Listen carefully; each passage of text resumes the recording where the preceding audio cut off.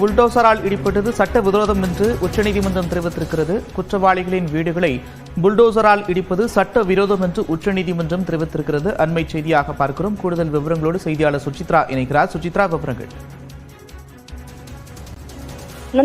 Bulldozer மூலமாக குற்றவாளிகள் அல்லது குற்றம் சாட்டப்பட்டவர்களுடைய வீடுகளை கட்டிடங்களை இடித்து தள்ளும் விவகாரத்தில் தற்போது உச்சநீதிமன்றம் இந்திய அளவில் செயல்படுத்துவதற்கான நெறிமுறைகளை வழிமுறைகளையும் தற்பொழுது தீர்ப்பாக வழங்கியுள்ளது. மிக முக்கியமாக உத்தரப்பிரதேசம், மத்திய பிரதேசம், ராஜஸ்தான், டெல்லி மாநிலங்களில் குற்றம் சாட்டப்பட்டவர்களுடைய வீடுகள் புல்டோசரால் இடித்து தள்ளப்பட்டதை அடுத்து தொடரப்பட்ட பல்வேறு வழக்குகளுடைய விசாரணையை முடித்த உச்சநீதிமன்றம் இந்த வழக்கினுடைய தீர்ப்பை இன்று வழங்கியுள்ளது மிக முக்கியமாக பார்க்கப்படுகிறது. நீதிபதி B.R. கவாய் மற்றும் K.V. விஸ்வநாதன் அமர்வில் இந்த ஒரு தீர்ப்பானது வழங்கப்பட்டுள்ளது. குறிப்பாக ஆக்கிரமிப்பு வீடுகளாக இருந்தால் கூட உரிய சட்ட விதிமுறைகளை பின்பற்றாமல் இடிக்கக்கூடாது. இது தொடர்பாக நாடு முழுவதும் பின்பற்றப்பட வேண்டிய வழிகாட்டி நெறிமுறைகளைத்தான் தற்பொழுது வழங்கியுள்ளதாக தெரிவித்திருக்கிறார்கள். மிக முக்கியமாக சட்டத்தின் ஆட்சி என்பது ஜனநாயக அரசாங்கத்தினுடைய ஒரு அடித்தளமாக உள்ளது.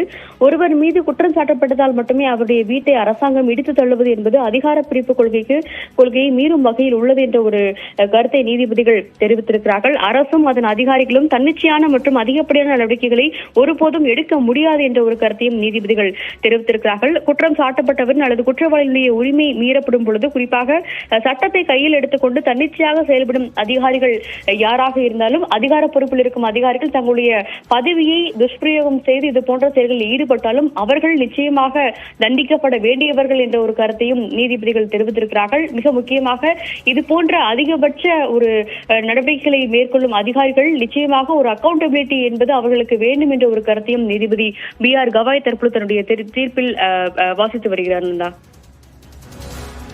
நன்றி சுசித்ரா, விரிவான விவரங்களுக்கு. தொடர்ந்து ஒரு நிமிட செய்திகளை பார்க்கலாம். சென்னை உள்ளிட்ட 12 மாவட்டங்களில் இன்று கனமழைக்கு வாய்ப்புள்ளதாக சென்னை வானிலை ஆய்வு மையம் தெரிவித்துள்ளது. தென்மேற்கு வங்கக்கடலில் வட தமிழகம் மற்றும் அதனையொட்டிய தெற்கு ஆந்திர கடலோர பகுதிகளில் காற்றழுத்த தாழ்வு பகுதி நிலவுகிறது. இதன் காரணமாக தமிழகம் மற்றும் புதுச்சேரியில் 18ஆம் தேதி வரை மழைக்கு வாய்ப்புள்ளதாக தெரிவிக்கப்பட்டுள்ளது. இன்று சென்னை, செங்கல்பட்டு, திருவள்ளூர், காஞ்சிபுரம், ராணிப்பேட்டை மாவட்டங்களில் கனமழைக்கு வாய்ப்புள்ளதாக வானிலை ஆய்வு மையம் தெரிவித்துள்ளது. அதேபோல் தென் மாவட்டங்களான கன்னியாகுமரி, திருநெல்வேலி, தென்காசி, தூத்துக்குடி, ராமநாதபுரம், விருதுநகர் மற்றும் மதுரை மாவட்டங்களில் கனமழை பெய்யக்கூடும் என கணிக்கப்பட்டுள்ளது. நாளை சென்னை உள்ளிட்ட வட மாவட்டங்கள், நாகை, திருவாரூர் போன்ற டெல்டா மாவட்டங்கள், திருநெல்வேலி, தென்காசி உள்ளிட்ட தென் மாவட்டங்கள் என மொத்தம் 27 மாவட்டங்களில் கனமழைக்கு வாய்ப்பிருப்பதாக வானிலை ஆய்வு மையம் தெரிவித்துள்ளது.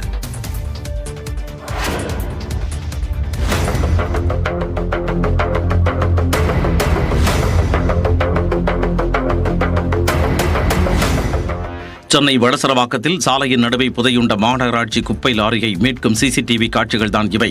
சென்னை வளசரவாக்கம் நியூ காலனி பகுதி பிள்ளையார்கோவில் தெருவில் சமீப காலமாக திடீர் பள்ளம் ஏற்படுவதாக